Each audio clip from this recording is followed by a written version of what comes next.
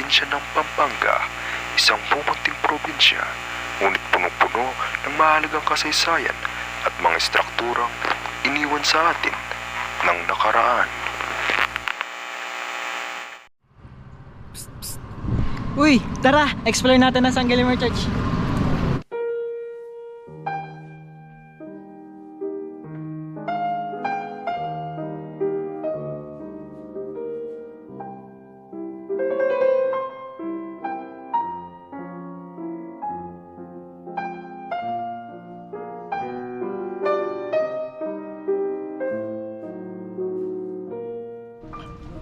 Ginawa itong simbahan na to noong 1576, kapanahonan pa ng lolo ng lolo ng lolo ng lolo mo.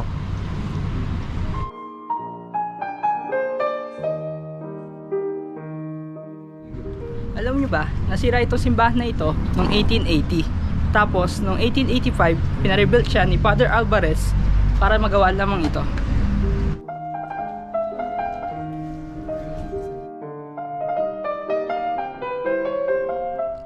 Alam nyo rin ba, noong 1991, sumabog ang Pinatubo. At natabunan ng lahar ang kalahati ng simbahan.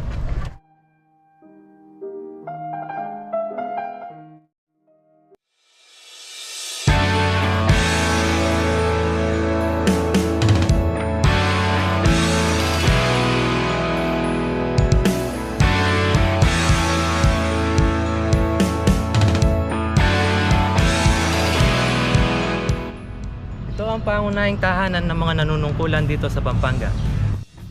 Itinayo ito noong 1904, noong nilipat ang provincial capital ng Pampanga mula Bacolor hanggang San Fernando, Pampanga.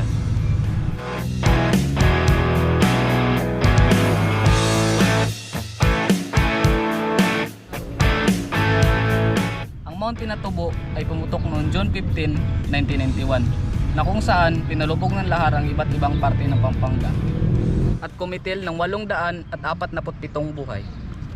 Instead, it's the wrath of Mount Pinatubo, a volcano that rained down over towns and farmlands, killing more than 300 people, leaving thousands more homeless. Tara, uwian na tol. Tol, tol, uli. But wait, there's more!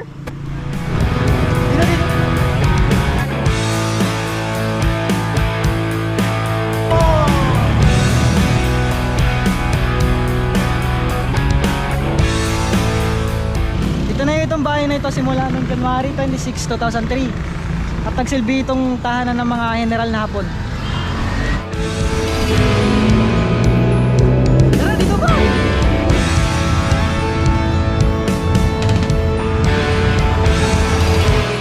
Nagsilbing tahanan ni Gobernador Don Antonio Consunji noong 1892 at kung saan siya tinanggalan ng katungkulan ng mga Espanyol dahil sa kanyang presensya sa pagbisita ni Dr. Jose Rizal.